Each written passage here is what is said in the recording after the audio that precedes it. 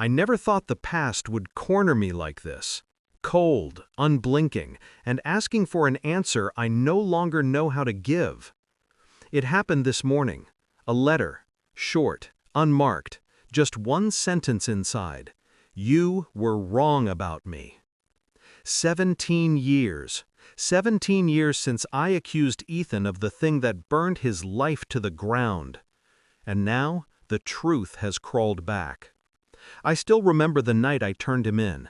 The air smelled like rain and cheap cigarette smoke. Ethan was pacing, rambling about losing his job, losing his girlfriend, losing himself. I thought he was spiraling. I thought he was dangerous. No, that's the version I told myself later. The real story began long before that night.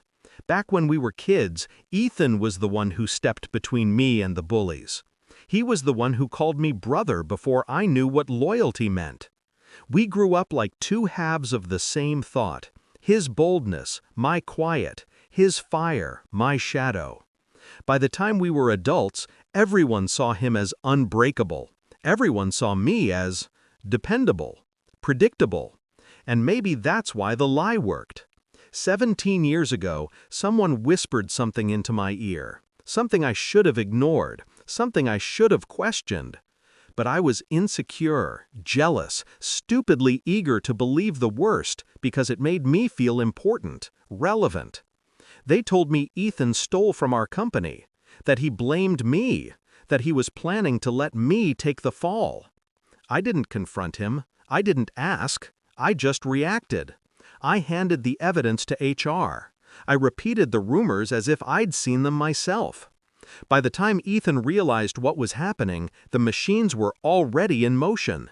He lost his job, his reputation, his home, his future. And I kept climbing. That's the part that still sickens me. But betrayal has a way of circling back when you least expect it. A month ago, I learned the truth. By accident. A retired HR manager, drunk, nostalgic, chatty, told me the whole story. The evidence was fabricated. The real thief never worked a day at the company.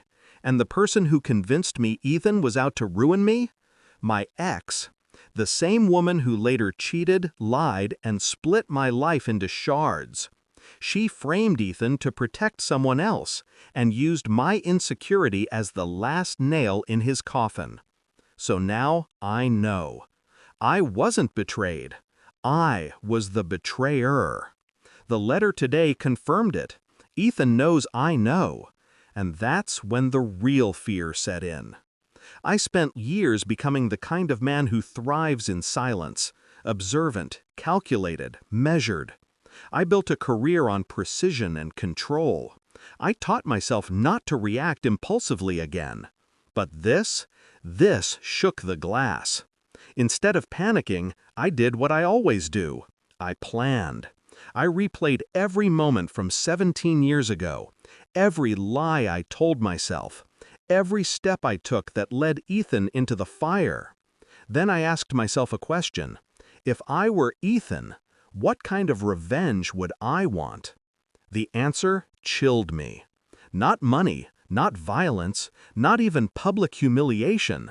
Just the truth, delivered at the right time, in a way that forces me to watch everything I built tremble the way his life did. Maybe that's why he sent the note. Not to threaten, not to accuse, to warn me. The truth is coming. Slow, deliberate, unstoppable. So I made a choice tonight. No more running, no more hiding behind excuses or the person I pretended to be. I wrote him back. I know. I'm ready to face it. Tomorrow, I will walk into the cafe where he said he'll meet me. I'll sit across from the man whose life I burned for the sake of my pride. And I'll wait to see what he does. But here's the part I haven't admitted aloud. Not to him, not even to myself. A piece of me wants him to destroy me. To give me what I deserve. To balance the scales I shattered 17 years ago. And another piece, much smaller, much quieter, hopes he'll choose something else. Not forgiveness, not reconciliation, just closure. Because guilt is a prison with invisible bars, and I've served 17 years inside it. Maybe tomorrow, one way or another, I finally walk free.